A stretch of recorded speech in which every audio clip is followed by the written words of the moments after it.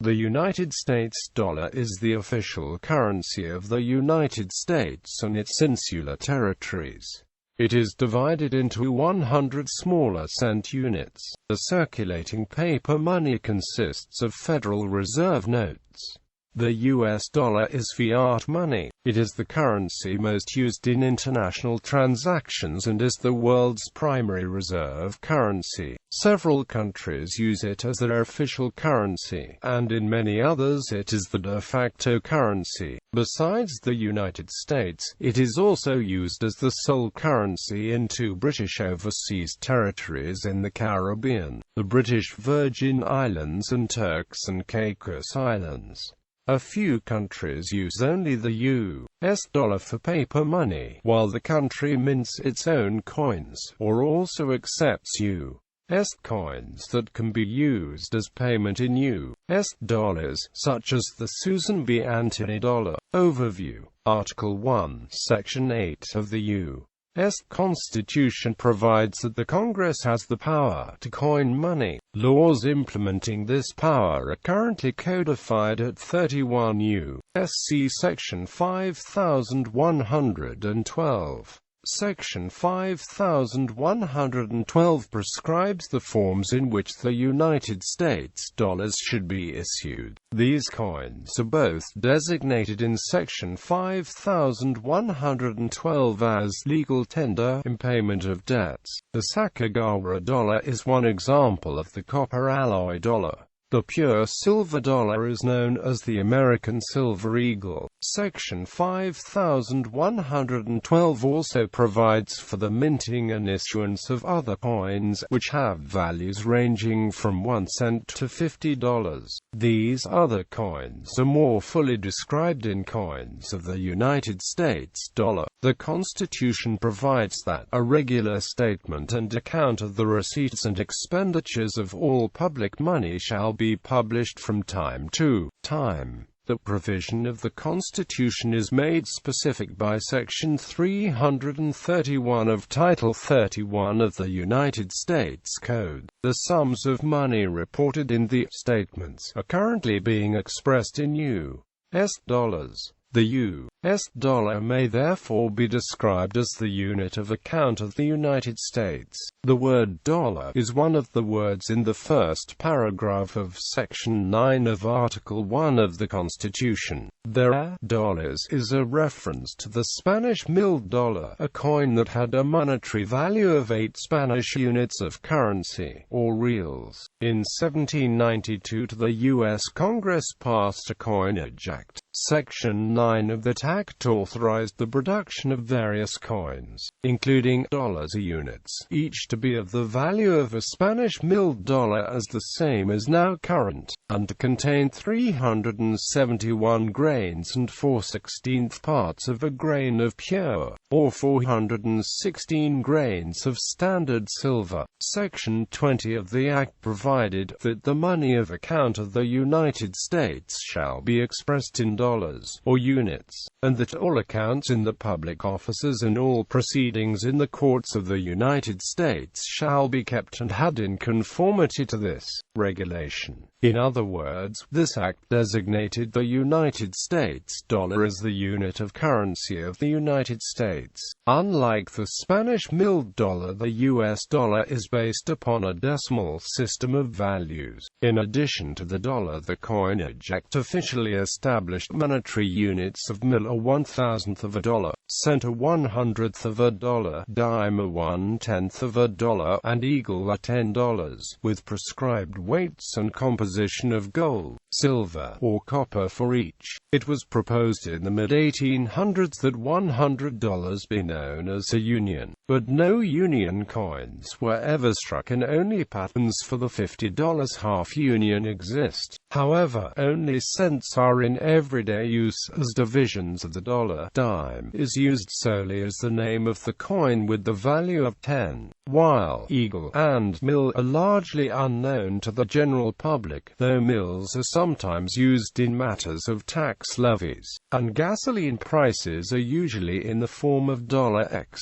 XX9 per gallon, e.g. $3.599, more commonly written as $3.599. When currently issued in circulating form, denominations equal to or less than $1 are emitted as U.S. coins, while denominations equal to or greater than $1 are emitted as Federal Reserve Notes.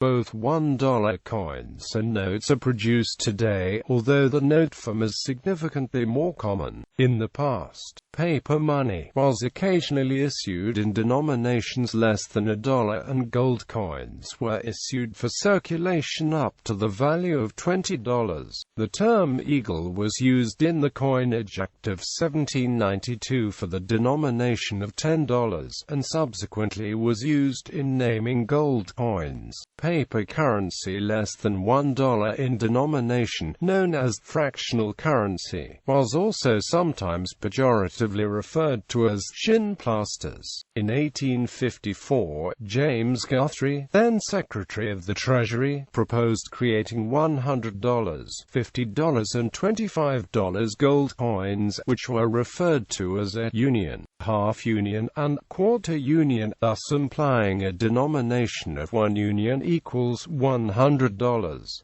Today, USD notes are made from cotton fiber paper. Unlike most common paper, which is made of wood fiber, US coins are produced by the United States Mint. US dollar banknotes are printed by the Bureau of Engraving and Printing and, since 1914, have been issued by the Federal Reserve. The large-sized notes issued before 1928 measured 7.42 inches by 3.125 inches. Small-sized notes, introduced that year, measure 6.14 inches by 2.61 inches by 0.0043 inch. When the current, smaller-sized U.S. currency was introduced, it was referred to as Philippine-sized currency because the Philippines had previously adopted the same size for its legal currency. Etymology. In the 17th century, Count Hieronymus Schlick of Bohemia began minting coins known as Joachimsthalers, named for Joachimsthal, the valley where the silver was mined. Joachimsthaler was later shortened to the German Thaler, a word that eventually found its way into Danish and Swedish as Daler, Norwegian as Daler and Daler, Dutch as Daler Adalda, Ethiopian as, Hungarian as Tale, Italian as Talero, and English as dollar. Alternatively, thaler is said to come from the German coin gold and groschen, minted from the silver from Joachimsthal. The coins minted at Joachimsthal soon lent the name to other coins of similar size and weight from other places. One such example was a Dutch coin depicting a lion, hence its Dutch name, Leeuwendaler. The Leeuwendaler was authorized to contain 427.16 grains of 75 fine silver and passed locally for between 36 and 42 stuivers. It was lighter than the large denomination coins then in circulation. Thus it was more advantageous for a Dutch merchant to pay a foreign debt in Leeuwendalers, and it became the coin of choice for foreign trade. The Leeuwendaler was popular in the Dutch East Indies and in the Dutch New Netherland colony, and circulated throughout the 13 colonies during the 17th and early 18th centuries. It was also popular throughout Eastern Europe, where it led to the current Romanian and Moldovan currency being called leu. Among the English-speaking community, the coin came to be popularly known as lion dollar, and is the origin of the name dollar. The modern American English pronunciation of dollar is still remarkably close to the 17th century Dutch pronunciation of daler. By analogy with this lion dollar, Spanish pesos, with the same weight and shape as the lion dollar, came to be known as Spanish dollars. By the mid-18th century, the lion dollar had been replaced by the Spanish dollar, the famous piece of 8, which was distributed widely in the Spanish colonies colonies in the New World and in the Philippines. Eventually, dollar became the name of the first official American currency. Nicknames the colloquialism, but for the pound sterling, is often used to refer to dollars of various nations, including the U.S. dollar. This term, dating to the 18th century, may have originated with the colonial leather trade. It may also have originated from a poker term. Greenback is another nickname originally applied specifically to the 19th century demand note dollars created by Abraham Lincoln to finance the costs of the Civil War for the North. The original note was printed in black and green on the back side. It is still used to refer to the U.S. dollar. Other well-known names of the dollar as a whole in denominations include greenmail, green, and dead presidents. A grand, sometimes shortened to simply A, is a common term for the amount of $1,000. The suffix K or K is also commonly used to denote this amount. However, the $1,000 note is no longer in general use. A large or stacked, it is usually a reference to a multiple of $1,000. The $100 note is nicknamed Benjamin, Benji, Ben, or Franklin. See note, century note, or bill. The $50 note is occasionally called a yardstick or a grant. The $20 note is referred to as a double sawbuck Jackson or double eagle. The $10 note is referred to as a sawbuck 10-spot or Hamilton. The $5 note as Lincoln, Finn, Fiver, or 5-spot. The infrequently used $2 note is sometimes called Deuce, Tom, or Jefferson. The $1 note as a single or buck. The dollar has also been referred to as a bone and bones in plural. The newer designs, with portraits displayed in the main body of the obverse rather than in cameo insets upon paper color-coded by denomination, are sometimes referred to as big face notes or monopoly money.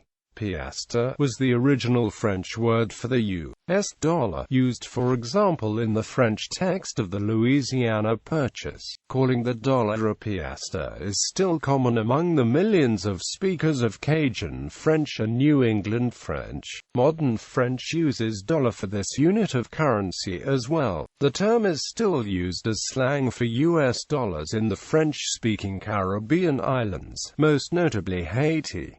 Dollar sign. The symbol dollar, usually written before the numerical amount, is used for the U.S. dollar. The sign was the result of a late 18th century evolution of the scribal abbreviation piastre for the peso, the common name for the Spanish dollars that were in wide circulation in the New World from the 16th to the 19th centuries. These Spanish pesos or dollars were minted in Spanish America, namely in Mexico City, Potosi, Bolivia, and Lima, Peru. The P and the S eventually came to be written over each other, giving rise to dollar. Another popular explanation is that it is derived from the Pillars of Hercules on the Spanish coat of arms of the Spanish dollar. These Pillars of Hercules on the silver Spanish dollar coins take the form of two vertical bars and a swinging cloth band in the shape of an S. Yet another explanation suggests that the dollar sign was formed from the capital letters U and S written or printed one on top of the other. This theory, popularized by novelist Ayn Rand in Atlas Shrugged, does not consider the fact that the symbol was already in use before the formation of the United States.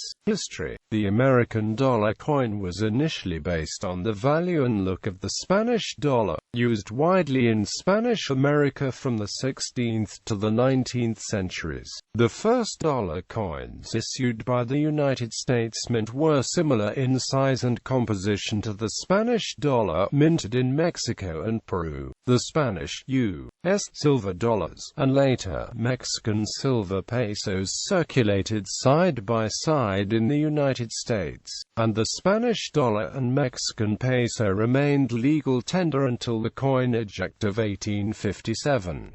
The coinage of various English colonies also circulated. The lion dollar was popular in the Dutch New Netherland colony, but the lion dollar also circulated throughout the English colonies during the 17th century and early 18th century. Examples circulating in the colonies were usually worn so that the design was not fully distinguishable. Thus they were sometimes referred to as dog dollars.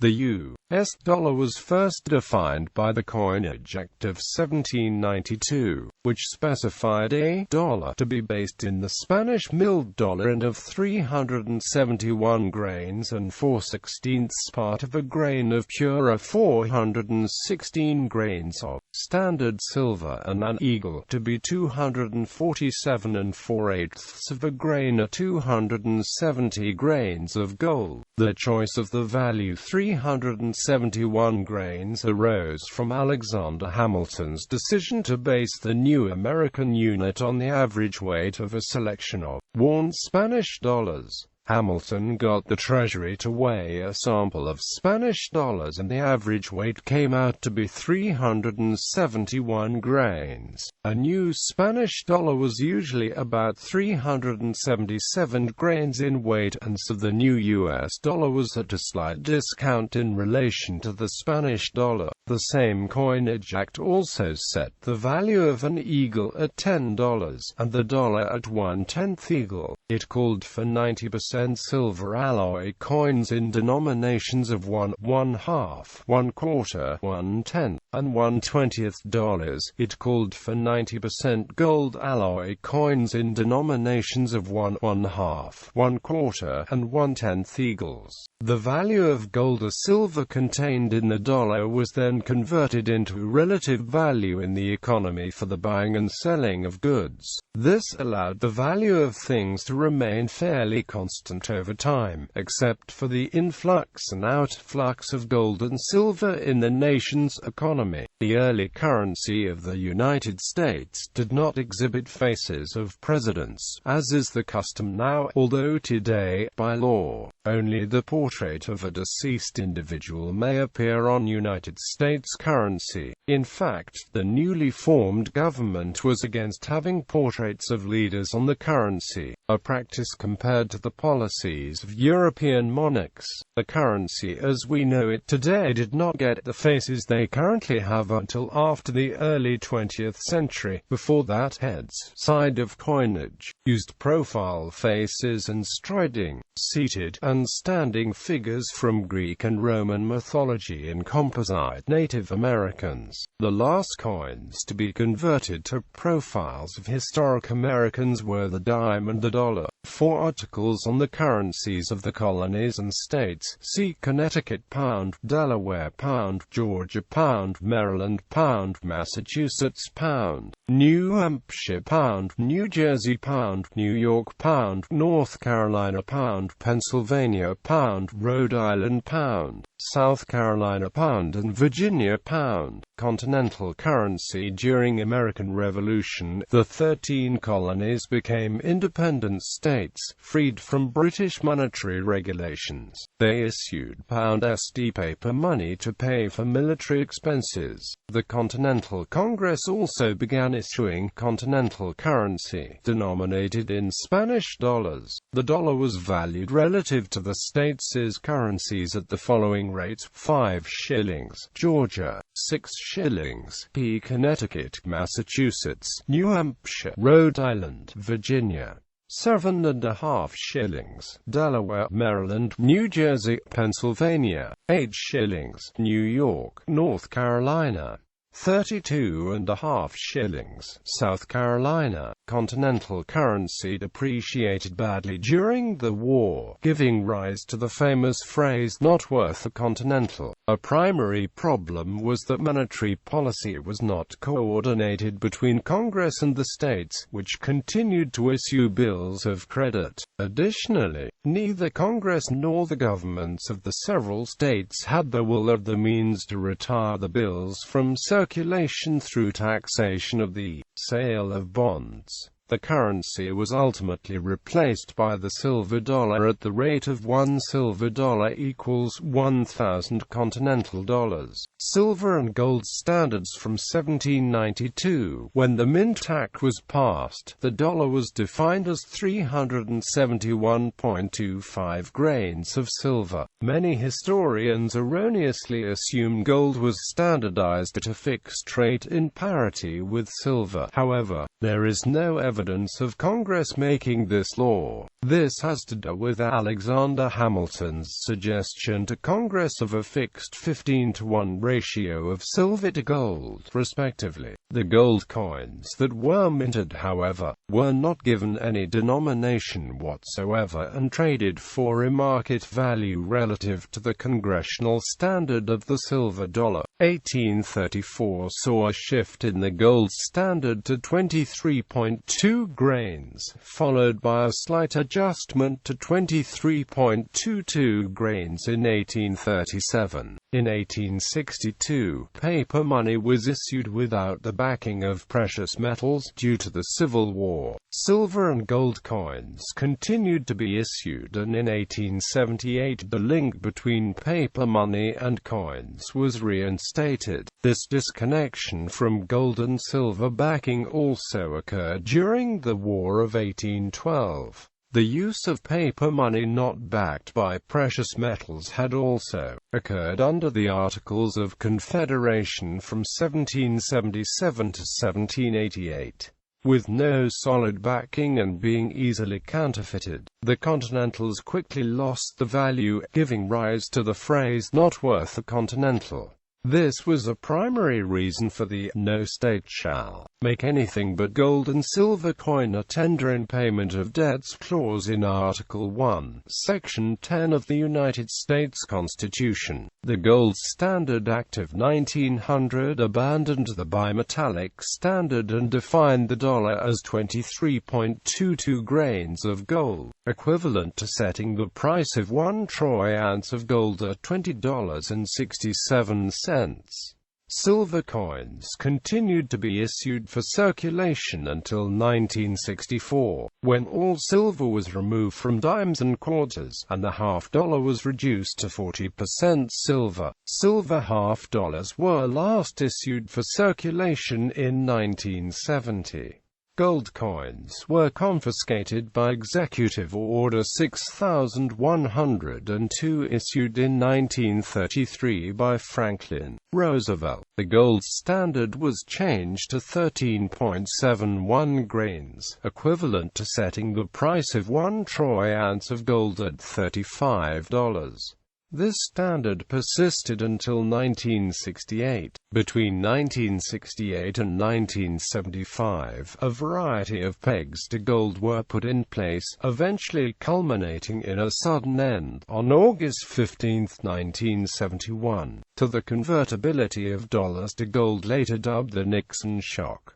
The last peg was $42.22 per ounce before the U.S. dollar was let to freely float on currency markets. According to the Bureau of Engraving and Printing, the largest note it ever printed was the $100,000 gold certificate, Series 1934. These notes were printed from December 18, 1934, through January 9, 1935, and were issued by the Treasurer of the United States to Federal Reserve banks only against an equal amount of gold bullion held by the Treasury. These notes were used for transactions between Federal Reserve banks and were not circulated among the general public.